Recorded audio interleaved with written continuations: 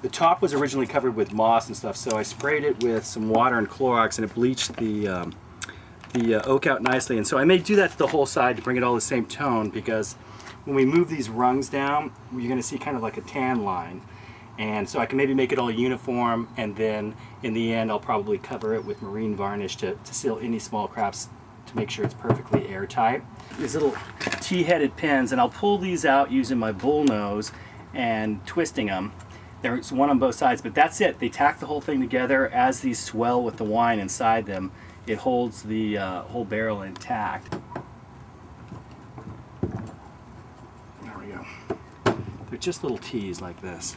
All right, next phase here, it's kind of a two-monkey job. So I got my buddy Brent, and we're gonna pound these down. So I've removed all the little set pins in the side, and then Brent will be banging down on this hinge side, which is not easy to get onto. And we're gonna do this in several steps, so we're not gonna bore you with all of it, but we'll pound this one down, and then pound this one down, and then pound this one down, and then pound this one down, and then we'll go in reverse and pound it down until they all shift down, and we see these staves tighten up.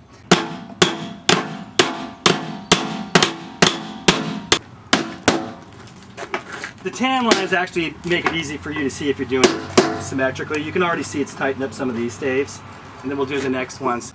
So we've re-runged it is what we're saying, and we've moved it each, between 3/8 to a half to maybe a little bit 5/8, a little bit more of an inch down. Now that they're back down, I'm just going to reinsert, the pins back here, tap them back in.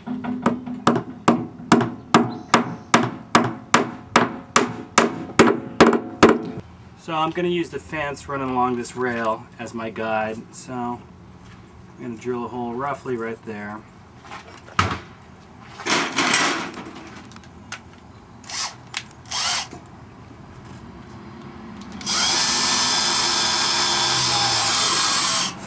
And I'm going to be using this rail just to guide me through it.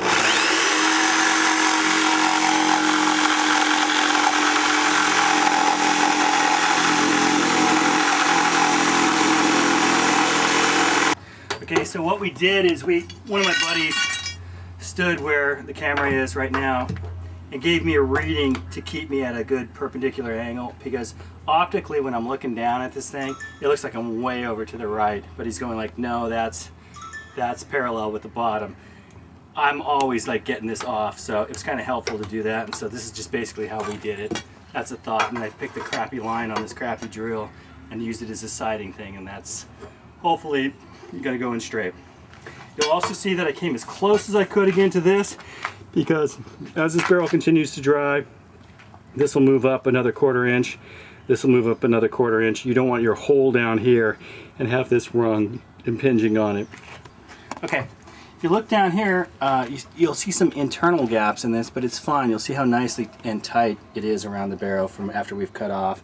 I put in the intake, and again, even though I strive to be as perpendicular as possible and was leaning to the point that visibly I felt like it was completely wrong to me, even though my buddy was going like, no, you're going to lean that way, I still didn't lean enough, so it could be in a little bit tighter, but that's no big deal. I trimmed a part of the copper tubing off and beat the heck out of it to make this little bracket, because I'm cheap, and so I'll just put that on there. This was on an old smoker that was on a crappy barrel. But, and then I'll tighten this down like that. Now I've got a good, nice, tight fit here. This is going to be fine. It won't have any real leaks. If you do have any issues, you can use aluminum foil as caulking, which, like on old boats, we used to use cotton batting. But you can just come in with aluminum foil and push something in there and just pack it in there. It'll last and it'll seal everything up. Sometimes I'll come back and adjust the barrels. It just depends on how the barrel matures. So that's about it. We're going to bolt this together, and then you'll see that, and then we'll start to put the inside together, and then I'll show you how to set up the fire pit. Okay, you can see we just tack this in here. It fits nice and snug, that piece, and then for the intake, I don't even know if I really need these, but you can see that I put a little fastener in there. And Jesus, it's like the Ken Burns version. Yeah. And we have to line this up. It's starting to look like a smoker.